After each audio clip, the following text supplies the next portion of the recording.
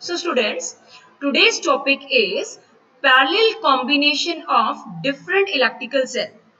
Means how we connect different electrical cell in parallel combination. So electrical cell are said to be connected in parallel combination if all the positive terminal of electrical cell are connected to one point. Means सारे के सारे positive अगर आपके एक point पे connect है and all negative terminals of electrical cell are connected to other या another point of the electrical circuits. आप डायग्राम में देख सकते हैं, सर्किट डायग्राम में we have three electrical cell with internal resistance R1, R2, R3. So I take a pointer to show you.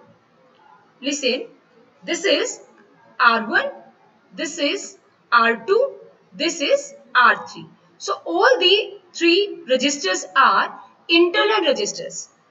And जो ये आपको बाहर लगा है, this capital R is your external register, right? So आपके A point से current enter करेगा I, जैसे आपका यहाँ पे B से दिखा रखा है।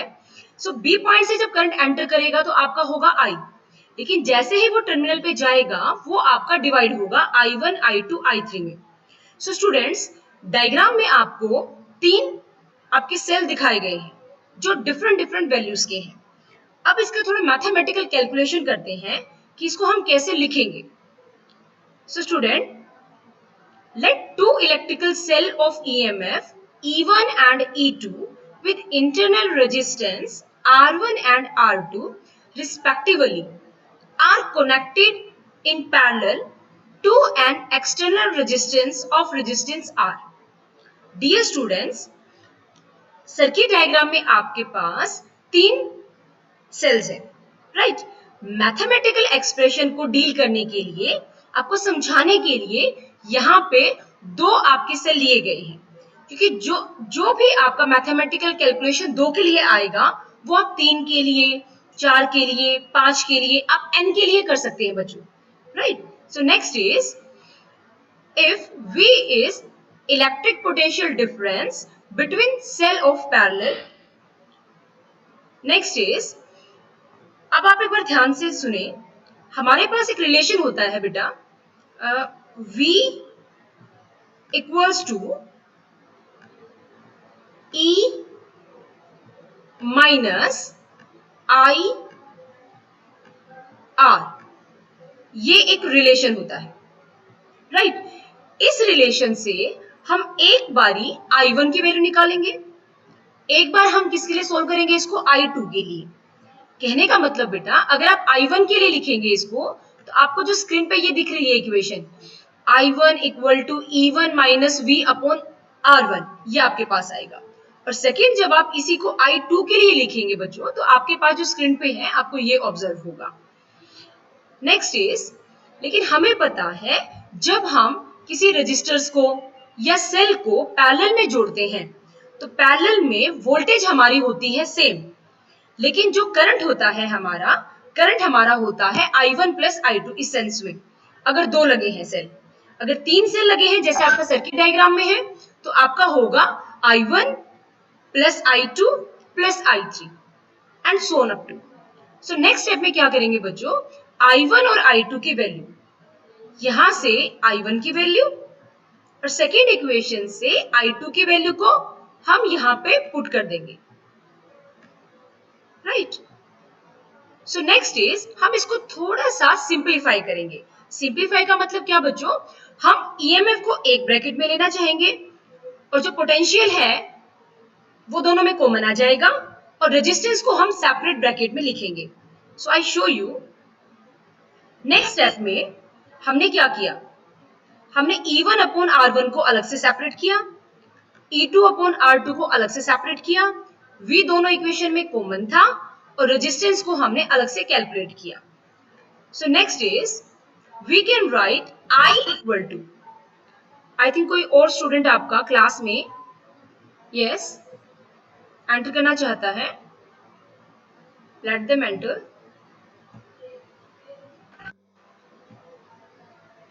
ओके स्टूडेंट्स, आप मुझे बता दिया करें अनम्यूट होके कि अगर कोई स्टूडेंट आपका क्लास में एंटर करना चाहता है। Again I go to my slide. Okay students, let us continue. आपका जो यहाँ पे बच्चों ईपी अपॉन आरपी, आप एक बार प्लीज ऑब्जर्व करें।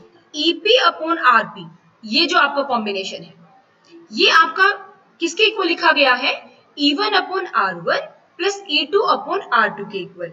और नेक्स्ट में जो आपका 1 upon R1 plus 1 upon R2, ये जो आपका दिख रहा है आपको बच्चों, ये आपका है, ये है 1 अपॉन RP। मीन्स हमने दोनों को nth फॉर्म में बना लिया। नेक्स्ट इज special case में when any different electrical cell of different EMF E1, E2, E3 so on up to En with internal resistance R1, R2, R3 so on up to Rn are connected in parallel to an external resistance R, then we can write I equal to EP upon Rp plus V upon Rp, where EP upon Rp equals to E1 upon R1 plus minus E2 upon R2 plus minus E3 upon R3 plus so on up to En upon Rn. And your resistance is 1 upon Rp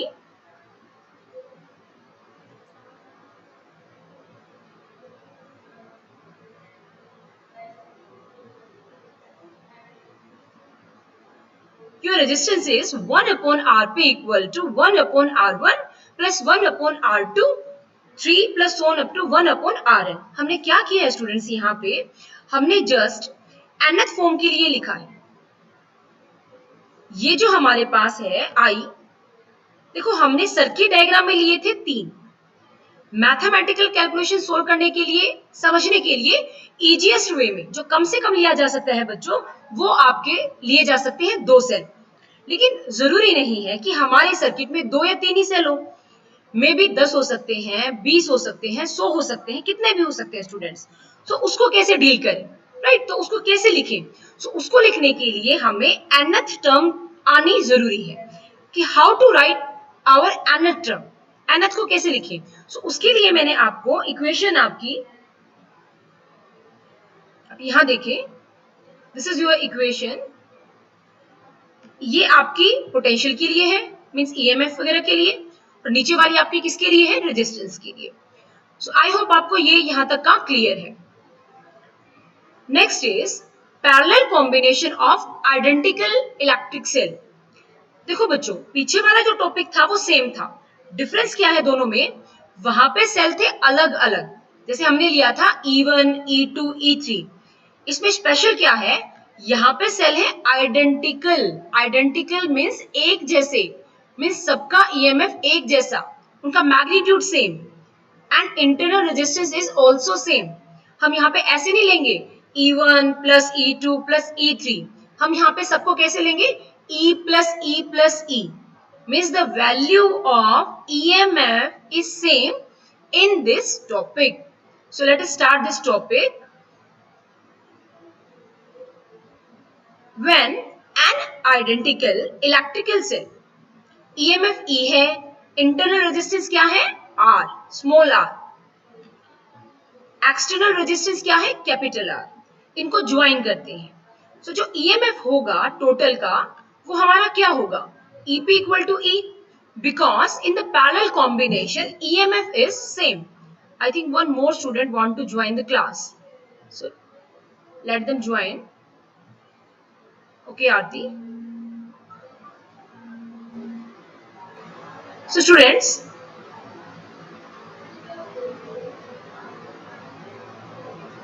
okay students, come to the point. So EMF हमारा parallel में same होता है बच्चों, इसलिए हमने क्या लिखा है? उसको ई लिखा है। और जो रेजिस्टेंस होता है, जो टोटल रेजिस्टेंस होता है आपका आरपी, वो होगा आर बाय एन। एग्जाम्पल लो यहाँ पे एक बारी। सपोज आपके पास कितने रेजिस्टेंस है? आपके पास 3 रेजिस्टेंस है, तो जो आरपी आएगा वो आर बाय क्या आएगा? 3। Students, I take a call, I think it is urgent, wait a minute students. Hello,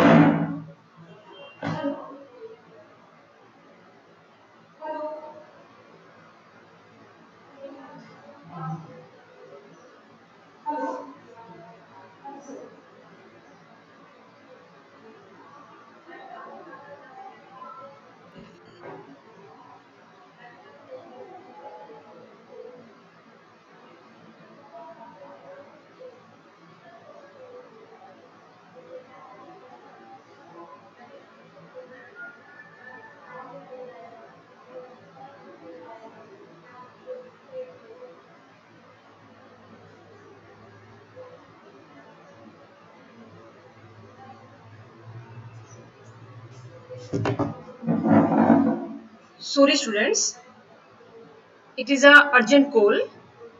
That's why I pick that call. Okay, sorry for that. So let us continue with our topic.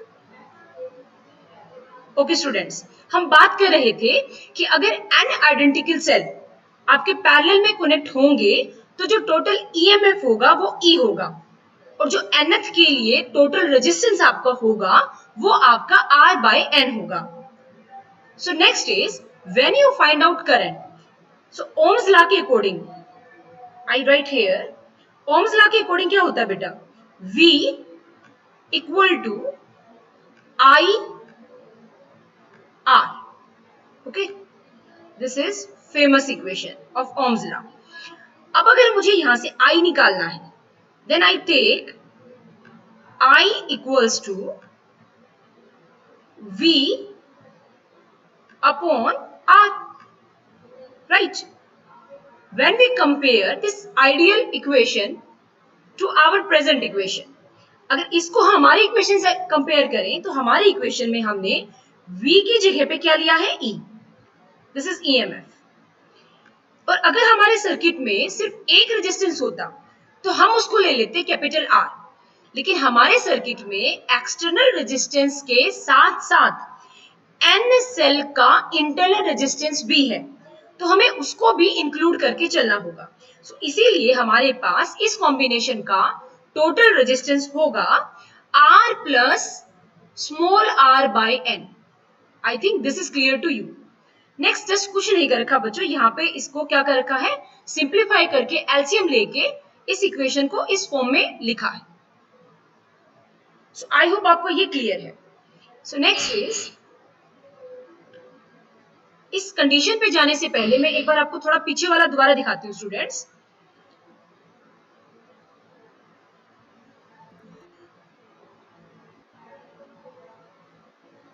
ये student, this time